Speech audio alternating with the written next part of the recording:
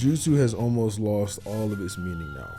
Before I get directly into the video, I do want to say I do not watch the Boruto anime. I've seen very few fights from it, but I do not watch the anime. So any plot points from the anime about this that happen to be brung up, or any extra information that I might be missing out on, don't exist within the manga continuity, and they are completely ignored in this video. I have not seen it. If there is something in the anime that changes what I'm saying completely, just know that I am 100% ignorant to it and that I did not know about it, so please do not attack me for it. One of the main things that sort of frustrates me when I think about how Jutsu are sort of out of the competition or out of the story of Boruto is whenever I think about the fact that this has already been done before in Naruto. In Naruto, we had multiple opponents who you couldn't use ninjutsu on, or taijutsu if you want to talk in the case of pain, but you couldn't use ninjutsu on these people. And there was always a written way around it where you could actually maybe get a jutsu in, and it was always really good and creative. So when you talk in the case of Pain, obviously Pain would blow away any ninjutsu that got near him, or he would blow away any taijutsu that got near him. But the way Kishimoto offset that was, well, Pain has a 5-second window.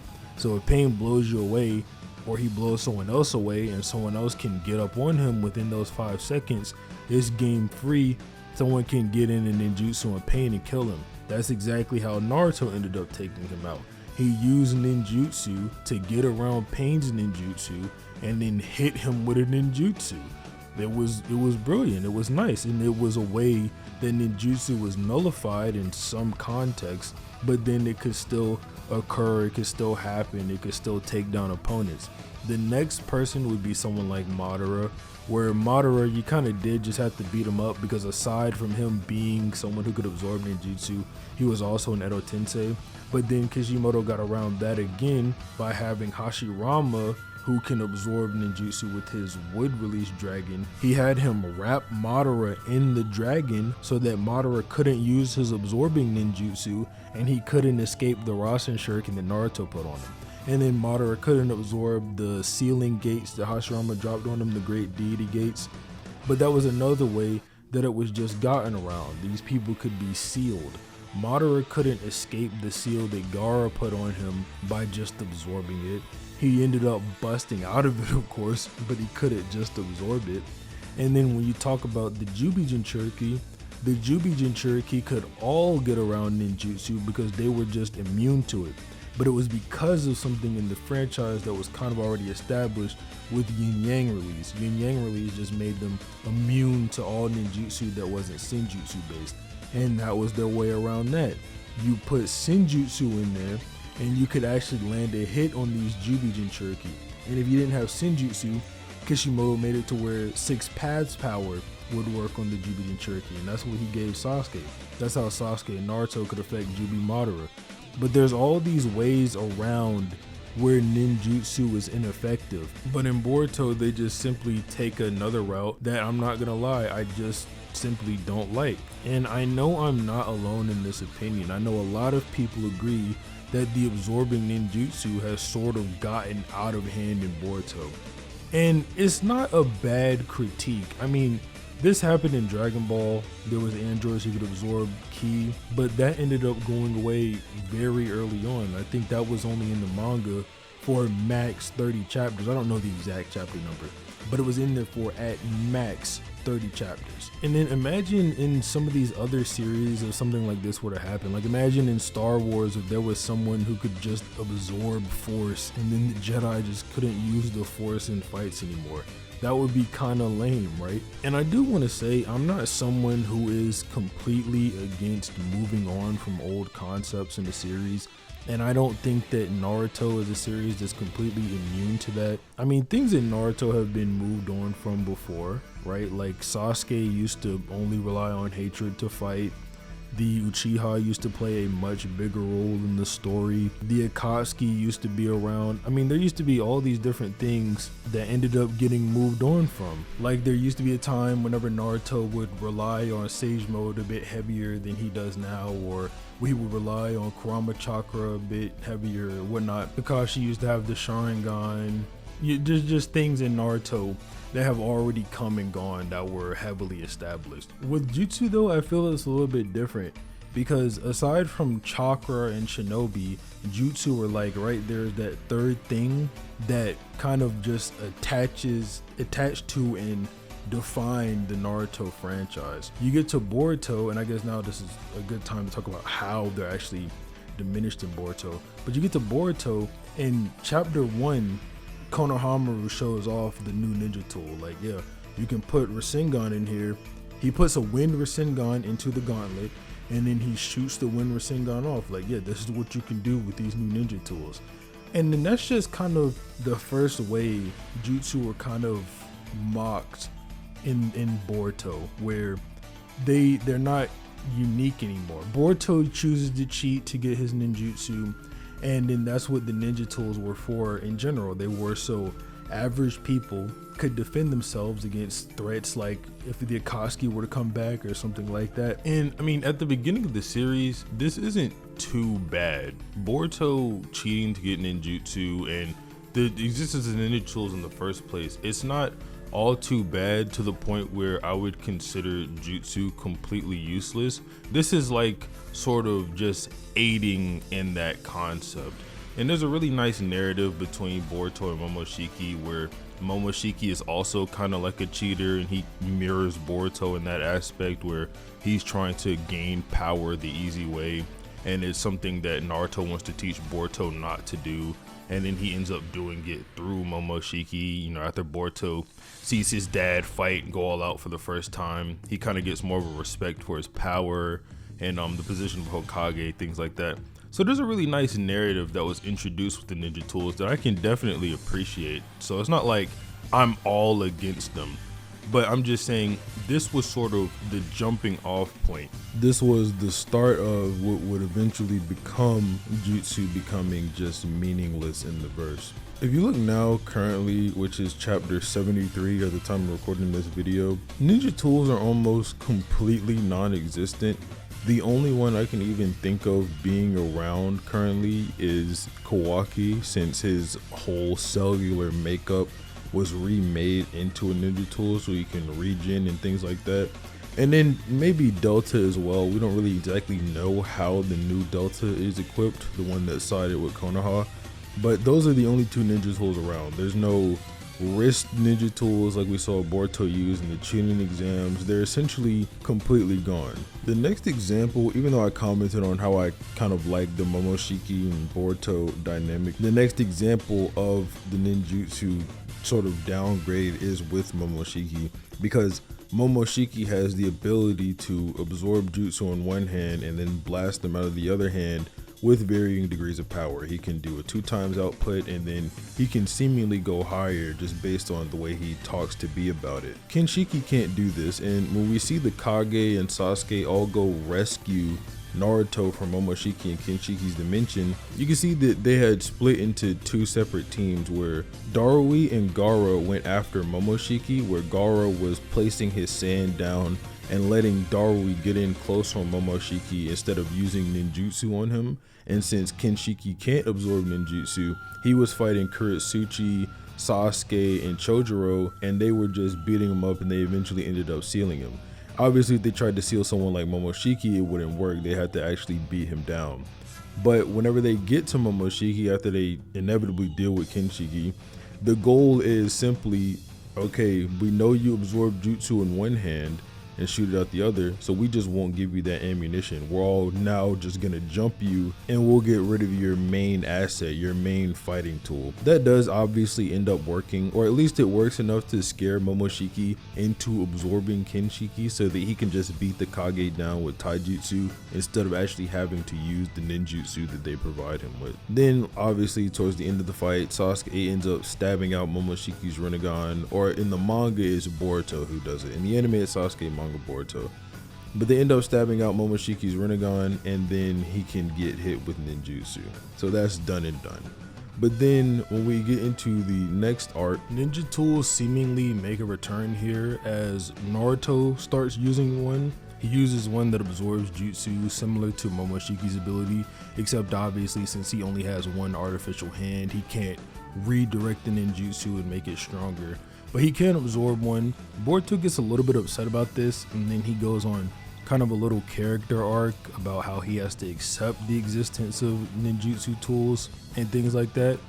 The scientist guy actually starts using another tool. Well, he actually has like a full mech armor ninja tool suit that he uses, and two of the gauntlets can absorb ninjutsu. They form this little black hole, not an actual black hole obviously, but it might as well be a black hole for ninjutsu because the ninjutsu seemingly goes nowhere. Like, it doesn't seem to have a reserve, it's just a little hole that absorbs ninjutsu. Boruto and Ao both end up getting one of the gauntlets of this mech suit, and Boruto ends up using his gauntlet to cancel out the absorbing jutsu of Ao's gauntlet by saying that, well, since it's a jutsu that absorbs ninjutsu, I just used the jutsu to absorb that jutsu. It's a bit confusing, but it's actually a cool part of Boruto's character, him using this jutsu, because it sort of contrasts the way Naruto used to beat his villains. Whereas where Naruto, when he beat his villains, would sort of contradict their philosophies or something along those lines, Boruto here with Ao, he accepts what Ao told him earlier on, which helps him get over his inherent hate for ninja tools after the Chunin exams. And when he accepts it, he ends up repeating a quote to Ao that Ao had said to him earlier, which was that, you know, the ninja tool or the tool he was holding was neither good or bad. It just all depended on how he used it. It's not like a God-sent narrative, but it is a pretty cool aspect of Boruto, which I do think is pretty underrated narratively. Then we get our first uses of karma, where Boruto actually absorbs ninjutsu, where he absorbs Kashinkoji's sealing jutsu and then passes out, and then he absorbs Kawaki's gigantic rage beam.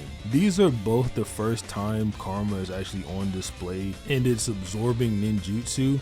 And then after this, we get a little bit of downtime in the manga. The only real fighting we get from this point on is whenever Boruto and Naruto train, and then when Boruto and Kawaki train after that respectively, which when they do that, Boruto doesn't know how to fully utilize his karma absorption yet, and Kawaki does, but what they're training for is for Boruto to have more mastery over his karma at this time.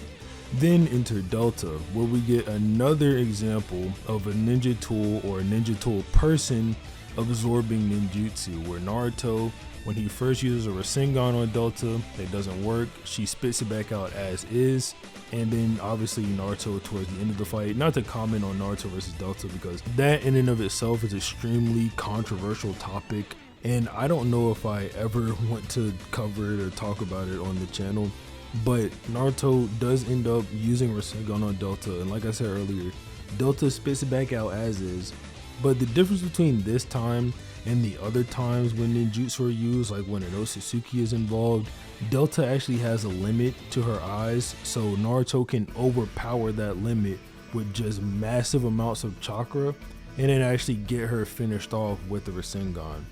When it comes to Boro, I won't say ninjutsu is completely useless when it comes to him, because while he can regenerate, he can't absorb anything seemingly, and you can also just knock his core out if he's really giving you too much trouble. I'd imagine if he was to fight Naruto, and let's just assume the poison didn't come out at first or something in Naruto, since he was mad from fighting Delta, the first thing he did when he ran into the next car member was just throw a gigantic Rasengan at Boro. It would do the exact same thing Boroshiki's giant Rasengan did. It would eviscerate Boro and his core at the same time, and there would be no more Boro. So Boro is fine, no, there's no issue there. But then when you get into the Jigen fight, where Jigen's fighting Naruto and Sasuke, it's the same issue. Karma comes into play, and then ninjutsu is just not a factor in the fight anymore. And it's really kind of annoying and repetitive at this point. Kurama's dead now, and since Sasuke lost his Rinnegan, a lot of people don't seem to think that he can use his Susanoo anymore.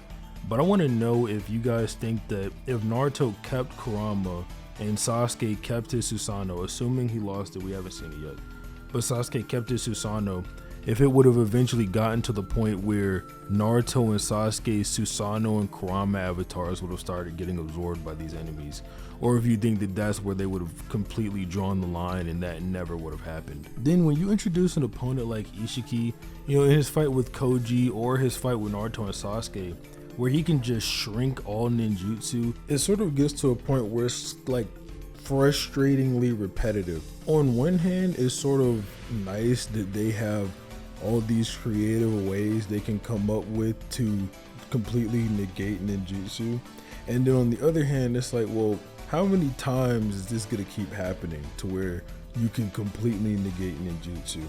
It now seems to be a permanent part of Kawaki's moveset.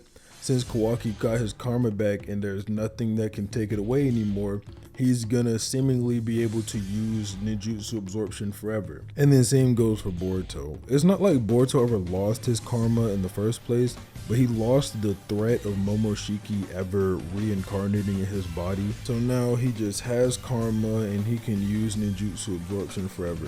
Even when Kawaki and Borushiki are fighting, they both use ninjutsu, but both of the other one just cancel out each other's ninjutsu. Borushiki uses a Rasengan, Kawaki swipes it away. Kawaki uses a fireball, Momoshiki swipes it away. I mean, Boruto has cool fights even with this. I mean, obviously we saw Momoshiki versus Naruto and Sasuke in the anime. Kawaki versus Boruto that I'm talking about just now, probably the best fight in the manga. So it's not like this impacts the quality of the fights. They can still be very entertaining, but it's sad to see such an integral part of Naruto just go away. I mean, think back to Naruto Shippuden, where Naruto is literally training days on end, barely getting any sleep to learn Rasen Shuriken, or he's training day in, day out. I think he learned the Rasengan in 4 days, but he's doing all this training. And essentially now, it's not like the jutsu are completely useless. Obviously, they still have some use in Boruto, like you can overpower some of the absorption, things like that. Not against Ishiki though, but you know, it wasn't completely useless. Obviously, it helped him throughout Shippuden, and you know, this is a different story being told and all that, but it's still the same franchise. These are still, some of anyway, the same characters we all used to love from Naruto. And although right now it doesn't seem like there's anyone around who can absorb ninjutsu, I can definitely see it being reintroduced, because Code just basically weaponized the Ten Tails. And if the Ten Tails can absorb ninjutsu like the Ten Tails Jinchuriki can, we don't really know yet because we haven't seen this specific Ten Tails in action. And Amato does say it's different from the one that Naruto and Sasuke fought in the war. So maybe this one can absorb ninjutsu too and it gets reintroduced into the story again. But for right now, it is a tool that's only in the good guys' hands. It's only in Boruto and Kawaki's hands right now. And I guess the new Delta as well, assuming she's hooked up a similar way to the last Delta, which it kind of seems like she is. I don't think Amato would change his design for no reason. The design worked perfectly fine. But that's really all I have to say about this. I mean, time will tell if this becomes a bigger issue. It's not like I'm going to make an update video on this or something unless there's an update video's worth of content in it. But I highly doubt that's going to happen. If anything, it's just going to be Boruto and Kawaki absorbing jutsu again some more. And maybe the Ten Tails, like I said, will get in there. Maybe Delta V2, or maybe these new robots or something Amato makes. And so I don't really know. But yeah, like I said, that's all I had to say on this topic. Obviously, like the video if you like the video. Subscribe if you like the video. And have a nice day.